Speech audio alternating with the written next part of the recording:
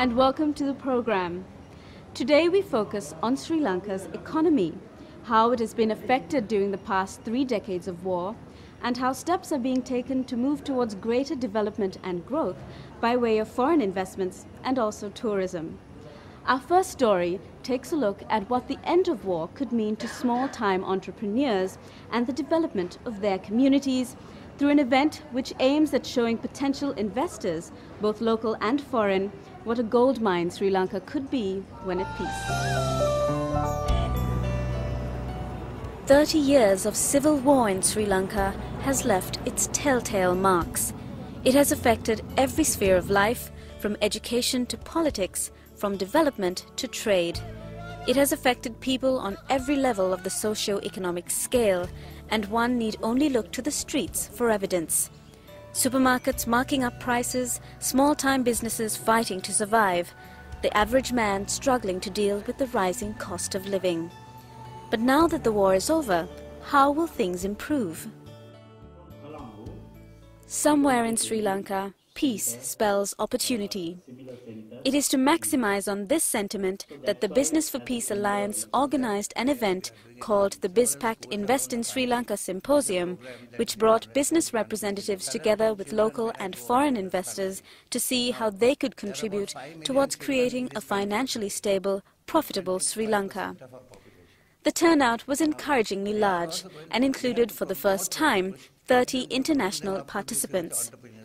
Speaking at the inaugural conference held at the BMICH in Colombo on the 25th of June 2009, Minister Sarath Amunagama spoke of just how ripe Sri Lanka is in terms of investment opportunities. So there are wonderful opportunities for the business community. It is a challenge. All this time the business community also could take refuge, like our investors, by saying, okay, it's not safe there, we can't send our people there, we can't take the normal business risk. So I think that comfortable alibi is also now removed for the local business community.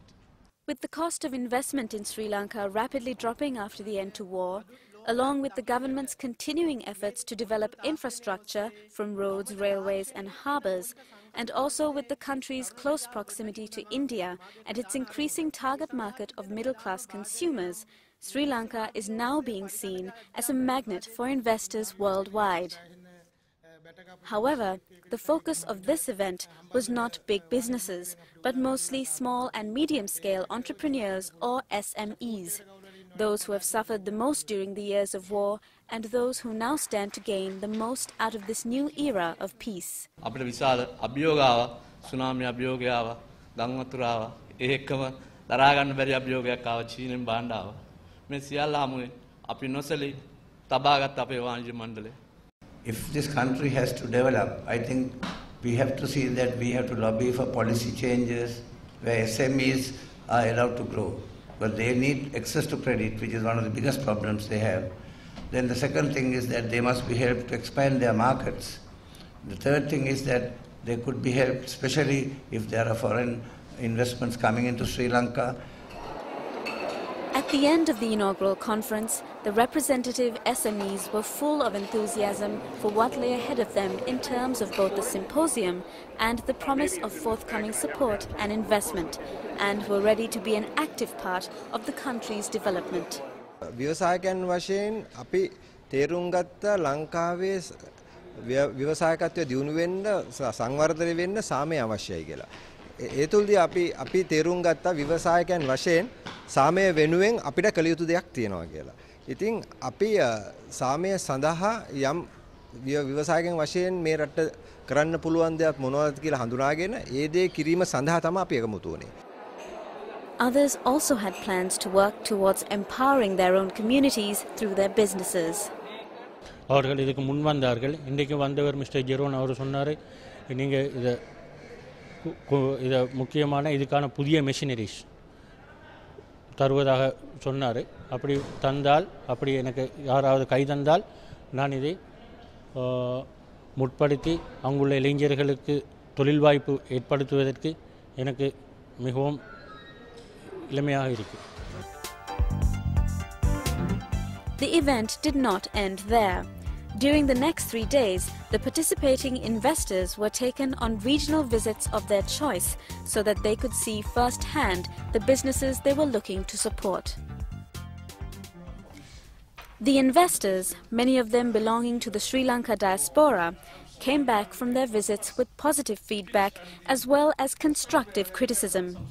Several were impressed with the quality of products but admitted that regional businessmen along with their chambers would need a lot of support in terms of management skills, language skills, product innovation and efficiency if they wanted to be competitive on a global scale.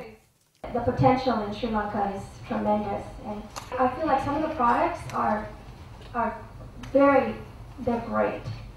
And the detail to the textile industry and some of the furniture and different things like that, they're world class.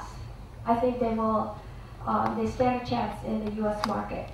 The picture is still very fluid. They need to be tight on how they do business. They need to be able to communicate. They need to build capacities in terms of infrastructure. They need probably a better building, a place to host people. The members themselves need to be able to have the kind of business skills to write proper project proposals, to be able to answer the questions. Thank you. The investors were also eager to be a part of the development process of these regional businesses and had made plans to return to their respective countries and provide support in the form of workshops and skills trainings. And I think they need all the support they can get. They need business management support, they need product design and marketing support, they need advisors and they need mentors. And this is a role that the diaspora can play, but also I think other sections of Sri Lanka can come into play as well. Provided that they are given the right support, these small and medium-scale entrepreneurs are ready to take advantage of the emerging window of opportunity to rebuild the nation, both economically and socially, through the development of their respective provinces and communities.